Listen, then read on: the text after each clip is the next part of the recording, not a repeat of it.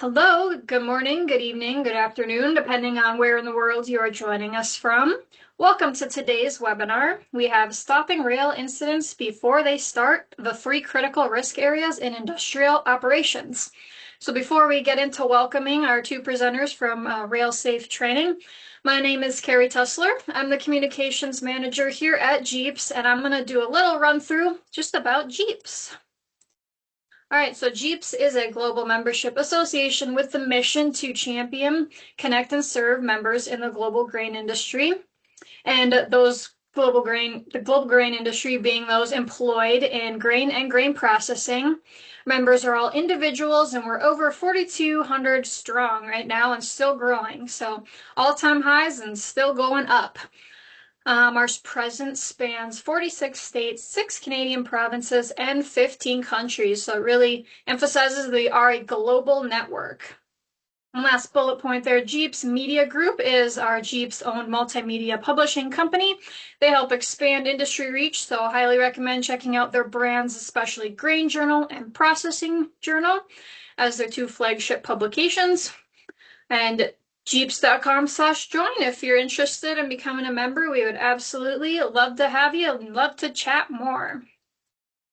All right, a few of the offerings. I'm going to start off with some online learning. We have over 25 online and on-demand courses offered through Jeeps. You'll earn a certificate of completion for any of them, and they're all on the website, filterable by topic area, whatever suits the need, from entry level and on, any point of your career. Online learning is there at jeeps.com/online learning.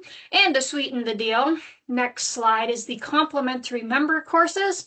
So these, let's see, 1, 2, 3, 4, 5 courses up here are all complimentary right out the gate with a Jeeps membership. They are welcome to the grain industry and intro to grain ops. So definitely more on the entry level side with entry level safety in English and Spanish, and our FGIS grain inspection course. So they're paid to non-members, but complimentary available to members. And up next, we have the Whole Grain Podcast with our Director of Global Education and Training, Jim Lenz, as the host. The Whole Grain Podcast, as you'd imagine, podcast featuring different guests in the industry discussing relevant topics. We are at 113 countries tuning in, so another aspect of the global Jeeps community is present through the Whole Grain Podcast. It's available on any podcast streaming app. Go download, subscribe. Jeeps.com/wholegrain is also available online. And if you've made it this far, you know Jeeps does webinars. So the live webinars are available to anyone, and looks like we got a good attendance number here right now. Still more coming in. The playback recordings are available after in the Jeeps video library. Log into Jeeps member account, jeeps.com/video-library. And then to view more upcoming, visit jeeps.com/webinars. And then on that whole spectrum of the different levels we serve, all the way down to the next generation, Jeeps has a complimentary student program. I know internships are right in the swing right now, getting students introduced to their internship for the summer. It is not too late. If anyone is interested in any company collaborating with Jeeps on the no cost to participate next gen path, this is a student immersive experience to just introduce students and intern teams to the grain industry. Jeeps.com/interns is the URL there. And we have early bird pricing going on for the next event coming up, the Jeeps Leadership Conference, coming to Bloomington, Minnesota, July 15th through 16th. That target there is mid to upper level managers. Love to have you join us. So this 1.5-day conference is going to feature from how operations and finance come together in leadership. And of course, save the date. Got a while for the big Jeeps Exchange coming to Kansas City, Missouri again, February 20th through 23rd, 2027. Alrighty, and with that, we are at the part where I read the bios of our 2 presenters. So please welcome Russell York. Russell York develops rail safety programs and trains rail employees and managers to work safely. He helps them achieve this by teaching the best rail safety practices in the railroad industry. He has an extensive background in railroad management with over 40 years of experience at management levels with the Southern Pacific and Union Pacific Railroads as yardmaster and director of train management. Welcome, Russell. And then also joining us, we have George Baker. George Baker is a former fire chief and regional emergency planning committee chair who now serves as a consultant with Rail Safe Training. With a background in high-stakes emergency response, he translates command-level lessons into practical strategies for today's grain and rail professionals. As an executive leadership coach, George helps organizations strengthen safety culture, develop multi-generational teams, and build the kind of leaders who help people and operations remain safe.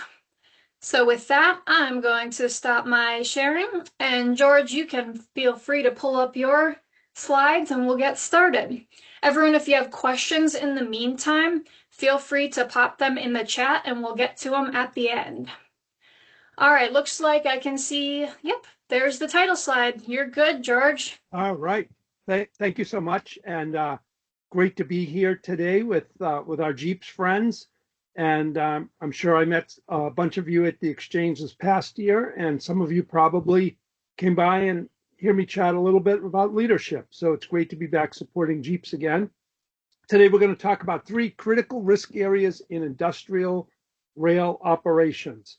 And you've heard about me and you've heard about Russell. So without further ado, Russell, take it away. Hey, thank you, George. Welcome, everybody.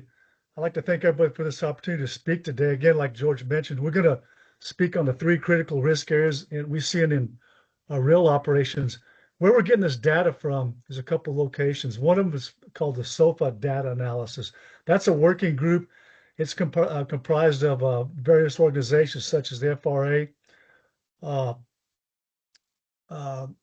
Shoreline Association, the unions. They've compiled some data from 2 periods, from 1992 through 2000 and 2001 through 2009. And with this data, they researched some of the most critical areas and fatalities, and that's what we're going to discuss today. Most rail fatalities happen during switching operations. As you can see from this slide, there was 3 accidents that happened. They were close clearance shoving movement type accidents. This data also shows that the leading causes of death are employees being crushed in close clearance situations. For example, several workers were killed in similar close clearance incidents in the short period. The 3 critical risk operations that we're going to discuss today are close no clearance, that account for 25% of the fatalities, inexperienced employees, and inadequate job briefings. We'll also discuss some of our facility assessments. With our company, we've done risk assessments over a several-year period, and these are some of the risk areas that we've observed and made mention of. As you can see here, track clearances were not marked 75% of the time, and close clearances were not marked 70% of the time. As we go through some of these issues, close clearance account for 25% of the fatalities, which we discussed. So the question becomes, do we have adequate signage? Do you have adequate signage in facilities? Are employees allowed to ride equipment in these areas? I'm curious, Russell, if folks are allowing folks to ride trains, would you just put in the chat ride or no ride, just so we see from our group what we're seeing out there. The no clearance definition, what we consider no clearance is any obstruction, whether it's temporary or permanent, with 6 feet of the rail, as you can see on that tank car, or 8 foot 6 inches from the center of the rail. So what we there's a high percent of fatalities occur in private facilities. What we recommend, as you can see from this guy that's standing back, is to precede the movement, take the shove, as opposed to walking alongside the car. We do not feel it's safe to walk along a no clearance area. We like to define this as no clearance as opposed to closed clearance anymore. In this In this slide, we have a close clearance permanent locations. Those could be buildings, doorways, fences, or gates. In this example, both a building and doorway are permanent structures that create a no clearance hazard.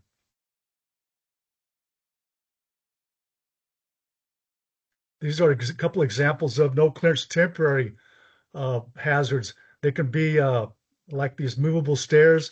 You have some tool bins, dumpsters. Anytime anybody places something within 6 feet of the rail, that creates a no clearance situation, and special precautions must be taken.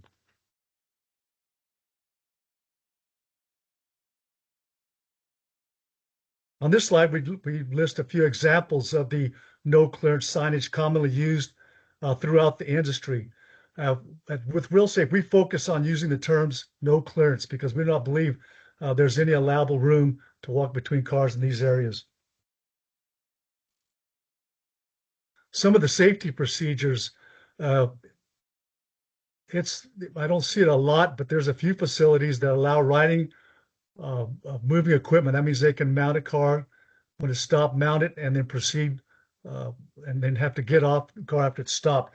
For the facilities that allow riding moving equipment, before riding it, you want to check your route. You want to make sure that you have a good job briefing and you're not encountering any no clearance areas. As I mentioned before, if you have that, you want to precede the movement before you spot the cars. As we move into track clearance, as you can see from this slide, you have two locations we discussed. One is the fouling point. That's about 3 foot measured from track to track. That's where the actual cars, if you had a sideswipe incident, that's where they'd actually touch or collide. That's when they would hit.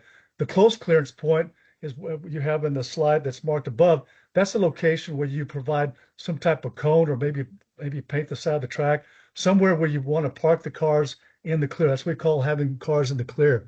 Simply put, people have lost their lives because equipment wasn't properly cleared. And those incidents are still happening today.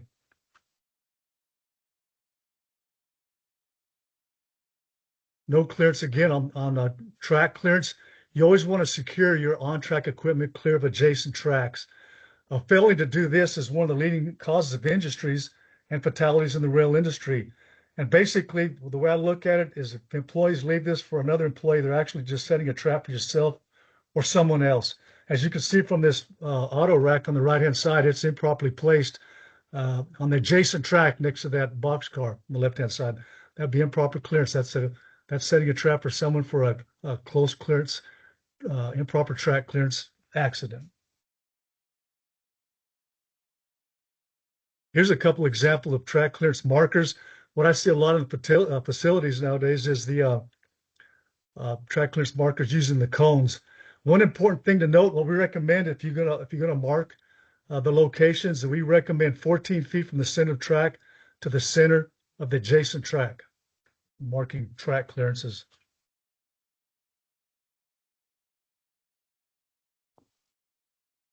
So what we learned today is that no clearances exist within 6 feet of the nearest rail or 8 foot 6 inches from the center of the rail.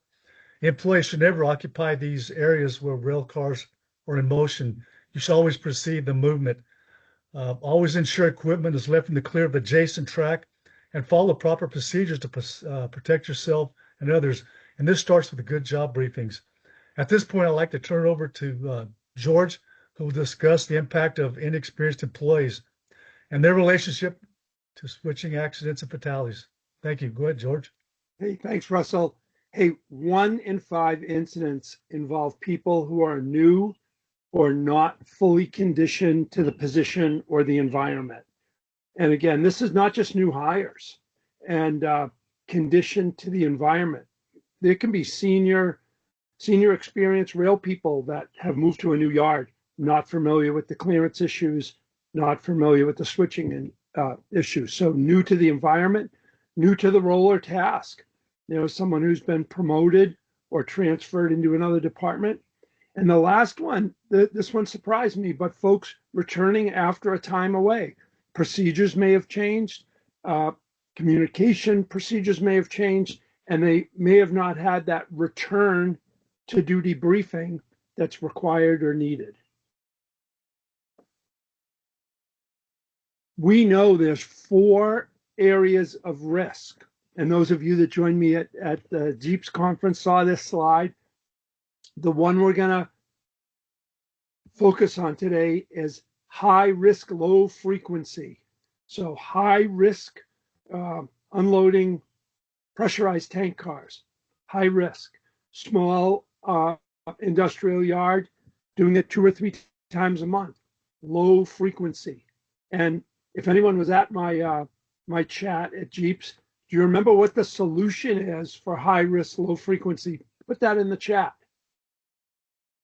if you remember the answer. All right, I'm going to tell you. It's training. High risk, low frequency, it's training. It's regular training, it's regular practice. How we practice is how we're going to perform. High risk, high frequency, if you recall, or if you've heard this prior, military calls it a hot wash. It can also be called post-action review.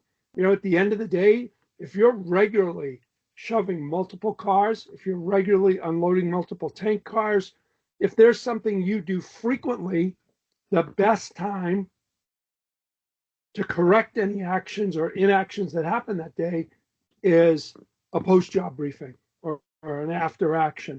Quick, hey, when we moved car number 6, it passed the cone, it was in the foul. In the future, we need to be more cognizant of this. Quick, down and done. Low risk, low frequency is covered by policy, and low risk, high frequency is covered by constant evaluation and feedback. High risk, low frequency, though, remember the answer to that is training. The perception gap. 2 words we're going to use here. We're going to start with sensory acuity. You know, can people pick up on the subtle moves? Do they realize that, you know, slack action, rolling cars? I've seen video of cars moving during a windstorm because they weren't secured properly.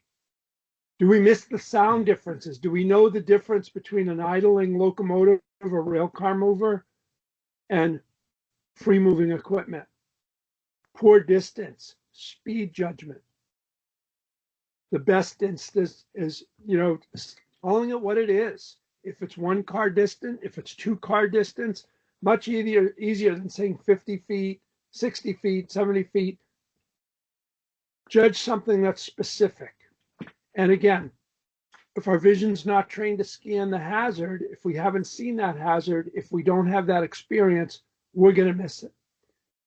Inexperienced workers feel danger early. Inexperienced workers see it too late. And then situational awareness. Being able to track multivariables, equipment, people, communication. And also knowing, you know, there's a magic word in safety, especially when we're dealing with moving equipment. It's stop. Right? We've heard, and recently we've heard of a shoving incident where someone was injured by a moving car. The cars continued to move, and the operator said, "Well, I didn't hear stop. And I thought something was up when I wasn't getting continued countdown." Well, the continued countdown stopped because the person tripped, fell, and was injured. So again, being able to track those multivariables, being able to anticipate what's next, knowing that I move through this switch, here's what's going to happen next. Folks that focus narrowly on the task and environment instead of having that larger, or in extremely high risk environments, are we placing a spotter? Do we have a person whose sole task is doing this task safely? And then we also know that folks lose awareness during repetitive or routine or long and drawn out operations. Are you task focused and not environment aware? So this slide has a lot of noise on it, but in the center, new employees, they haven't made mistakes, right? Wisdom comes with knowledge and experience. They don't have the wisdom. New employees don't have bad habits, but they don't have good instincts either. New employees follow the rules, but they don't always know where the rule came from or what deviation from the rule means. Inexperience doesn't reduce risk, it delays recognition of it. And the risk isn't always bad habits, but it's knowing what danger looks like. All right, Russell, let's talk about job briefings. Okay, thank you, George. Appreciate that information. On the inadequate job briefing, that counts for 20% of the fatalities that SOFA analysis is finding. The initial job briefing, we discussed job briefings, they could be face-to-face. They should be face-to-face. But what we find in the rail industry, when you get out in the field and the conditions change, the updates can be communicated over the radio, as long as all the crew members have access to these transmissions. Regarding inadequate job briefing, we recommend talking face-to-face. Use your radio. Listen for transmissions to stay alert. Watch movement. Slow things down. If something's not right, just stop. We really feel because virtually every incident involves in some type of breakdown in communication.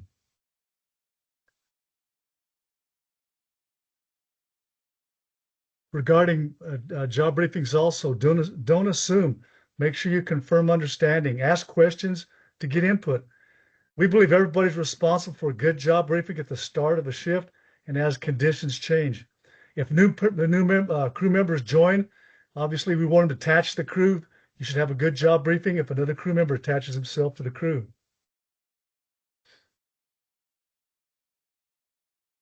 You know, you really don't want to assume directives on the crew. You understand who's on the crew, what the work is to be done, and where it's taking place.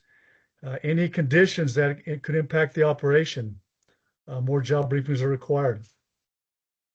And it's interesting, Russell. One of my pet peeves back in my fire world, a lot of radio communication is when an instruction was given and the person replied, received, right? Not acceptable, red flag, repeat the directive. Rail safe 1 received, stop the movement. Then we know the person knows they heard it properly. Closed loop communication is key here. Like we mentioned before, understand who's on your crew. Obviously, if you have a new crew member that doesn't have a very high skill level, you'd want them to perform several tasks first. Make sure they have the skill level to perform the operation, whether it's on locomotive power, rail car mover, or just switching tracks. That's where a good mentorship program comes in handy. At this point, I'd like to just turn this back over to George, who's going to wrap things up, and we'd also be happy to take any questions or comments afterwards. Thank you. Yeah, and you could start putting questions in the chat if you'd like. We'll follow up with them in a couple more slides. But why do we do this today? We know derailment costs are significant. Railroad car damage is significant. We also know that injury costs can skyrocket quickly. Besides the loss of an experienced team member, workers' comp and injury leave, legal fees and fines, the cost of replacement. I'm dealing with a client right now that the small cost of a training program was way less than what they're currently paying in legal fees, fines, and remediation orders after having a shoving incident. One of my dentists used to tell me, George, you can pay it when it shows up or when it blows up. And again, high risk, low frequency, the answer is training. We know that railroading is extremely dangerous. And we know that in the industrial yard, the stakes are high. Less experience, close clearances, so many other things to deal with other than just the railroad. Good railroading practices and procedures ensure employee safety. Let's use them. Let's step it up. And the question is, how can we help you? How can rail training help you as we help others? This is our little commercial at the end. Here's some of the folks we work with. I'm really proud of the fact that we've got 3 and 4 person family run ethanol plants and grain silos that we work with, and we work with Trinity Rail at 7 locations of railcar repair. It runs the gamut, and I'm proud that we're making a difference there. Our team, we have FRA inspectors, Class 1 railroad superintendents, locomotive engineers, switchmen, conductors, a fire chief, believe it or not. And we're so fortunate to be scalable, to bring on what we need to answer the need of our clients. Where do you find us? This QR code will take you to our website. You can always call Chuck if you have a question. You're welcome to call Russell or I as well. And it's easy. Russell York, Russell Y at railsafetraining.com, and George B at railsafetraining.com. And let me stop the share. So what questions do you have? What are we seeing in the chat? Let's see, real quick, I'll pop in. I said we always get the question about sharing the presentation afterwards, and yes, it will be available. It'll take me a couple hours as the video of this has to process, so give it a couple hours delay, and then I'll send a follow-up email to everybody with the recording and slides. So, yeah, with that, keep that chat going. I don't know if George, if you've seen the chat yet to your very first question on the ride versus no ride. We had a lot of no rides, but a few rides in there. Everybody keep them coming. Oh, okay. So question came in. Do you have a specific training on shuttle wagon movers? We have a program that's called mobile rail car training, where we focus on mobile rail car training that includes shuttle wagon, includes trackmobile, boss rail car movers. It's really a good operational course that includes the theory side with some classroom and some practical application. We get on the field and give the employees a good chance to how to inspect the mobile rail car mover, how to get it on and off the track, how to use a weight transfer system, and so on in a couple cars using the air system. So we do have something on our website. You can look under mobile rail car training that has more specifics on that. Hope that answers your question. And I'll link to their website in the follow-up email too. Okay, we have another question that came in. Let's see if we can go to that one.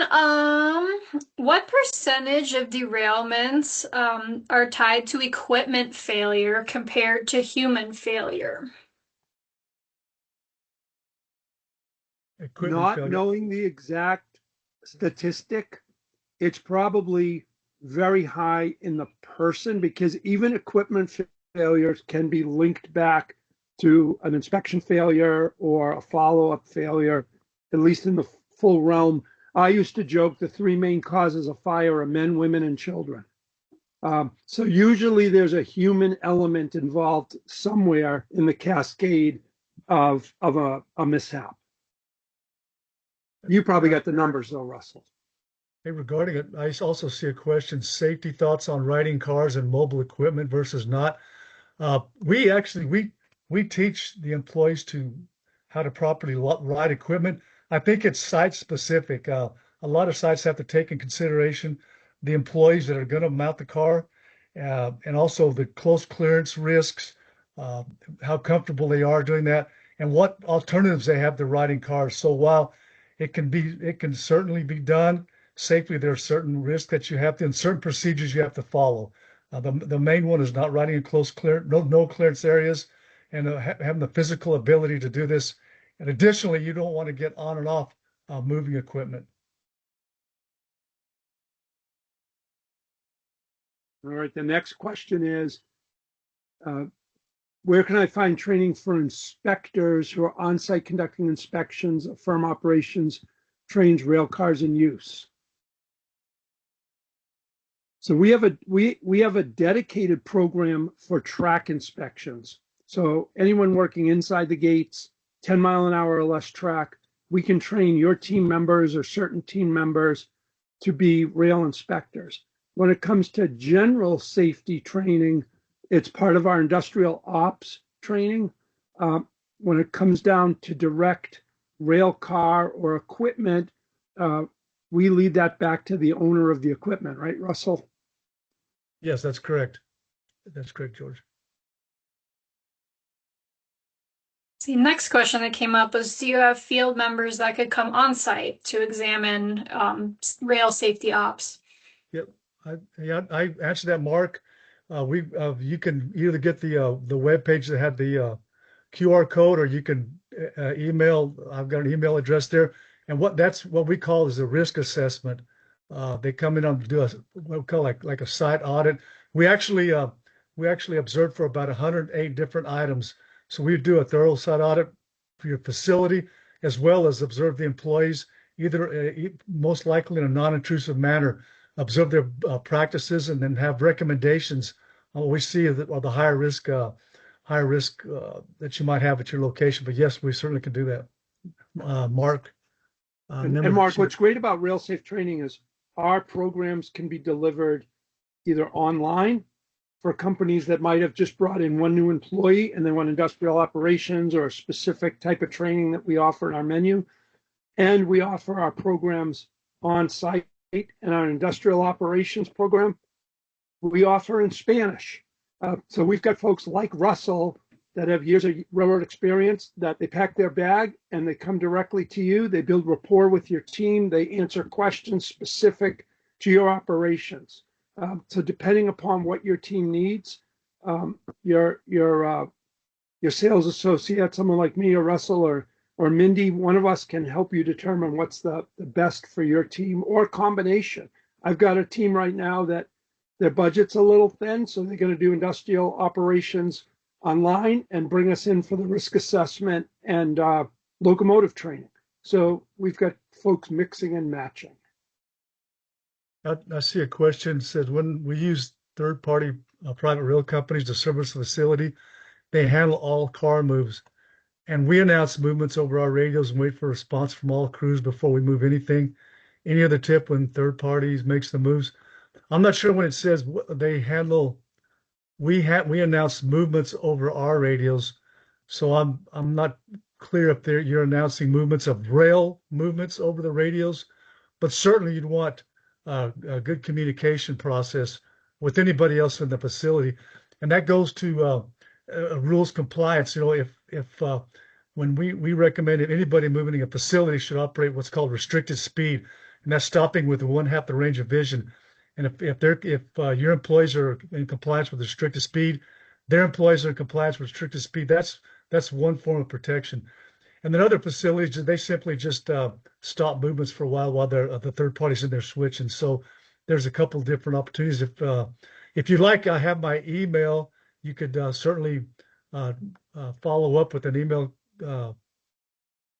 message, and I'd be glad to follow up with some more information on that. The other thing that's so important with third-party folks moving is that your facility has blue flag protection. And Russell quoted having a great set of rules. We're seeing more and more when we talk to people that don't know what they don't know, is these small rail facilities don't know that blue flag protection is the rail world's lockout tagout. And you might remember the date, Russell, but we have another webinar coming up with one of our great alliance partners, Aldon, that we're going to take 30 minutes and discuss blue flag protection specifically. And we can share that with you, Kerry, to push to your folks too. But we know, again, going to these conferences, people don't know what they don't know. And we recently heard a story of 3 oil tank cars suddenly moving during an unloading process where the third party came in, coupled, and started to withdraw from the yard. There was no blue flag. There was no derail set and locked, and the gate to enter the yard wasn't locked in the open or closed, whatever position, Russell, but locked away from the secured cars.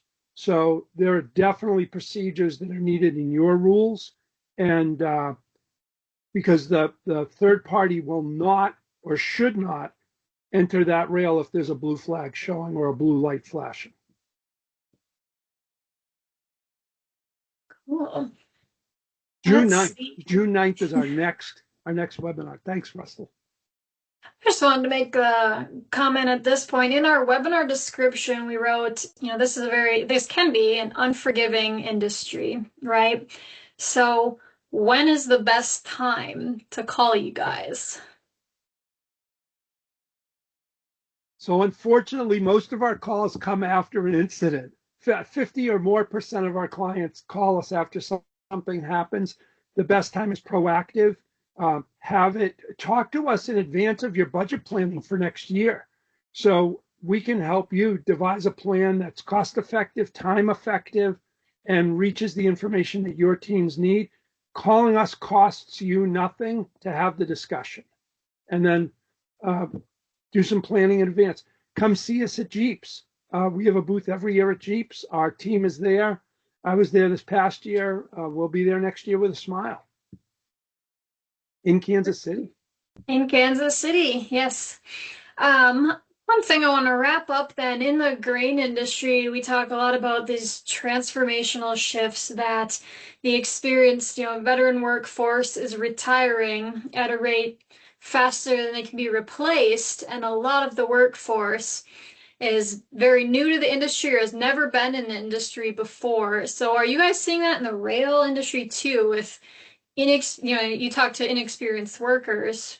Are you seeing a lot of new hires coming in with zero experience?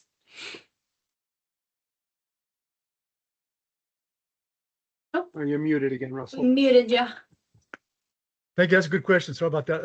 I personally have a pretty good relationship with a lot of grain and milling industries, especially the elevators, and I can tell you, I see a lot of them.